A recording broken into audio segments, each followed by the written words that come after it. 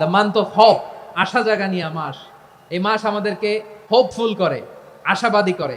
রমাদান যেমনি the month of hope, আশা জাগানিয়া মাস, এট দ্য সেম টাইম এই রমাদান হচ্ছে মান্থ অফ ওয়ার্নিং, একটা ওয়ার্নিং এর মাস। নবী যেমনি আশা জাগাইছে, আবার ওয়ার্নিং দিয়েও গেছে, খবরদার।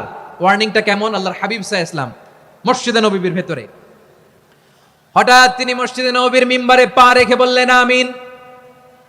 দ্বিতীয় ধাপে পা রেখে বললেন আমিন, তৃতীয় ধাপে পা রেখে বললেন আমিন। সাহাবারা অবাক হয়ে বললেন, ইয়া রাসূলুল্লাহ, ইয়া হাবিবাল্লাহ, তিনবার শুধু আমিন আমিন পড়লেন, কেন পড়লেন আমরা কিছু জানি না, আমাদেরকে জানিয়ে দেন কেন আপনি তিনবার আমিন বললেন।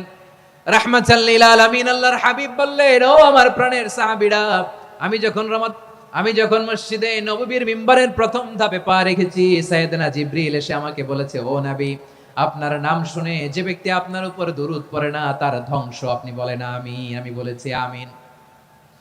দ্বিতীয় ধাপে পা রাখার পর সাইয়েদনা জিবরিল বললেন, ইয়া রাসূলুল্লাহ, মাতা পিতাকে বার্ধক্য অবস্থায় পেয়ে তাদের সেবা করে, তাদের সাথে সদাচরণ করে যে সন্তান জান্নাত কামাতে পারলো না, তার জন্য ধ্বংস আপনি বলেন আমিন। আমি বলেছি আমিন।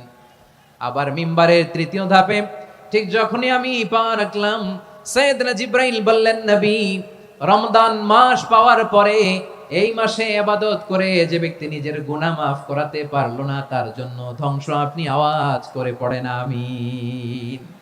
কত বড় ধমক, কত বড় ওয়ার্নিং দেখছেন! যে রমাদান পেয়েছে কিন্তু রমাদানের ইবাদত করার মধ্য দিয়ে সে নিজেকে জাহান্নাম থেকে মুক্ত বানাতে পারলো না, তার উপর আল্লাহ লানত, তার জন্য ধ্বংস। সাইয়েদনা জিবরাইল বলেছেন আমিন, স্বয়ং বিশ্বনবীও বলেছেন আমিন। আওয়াজ করে পড়েন নাউযুবিল্লাহ।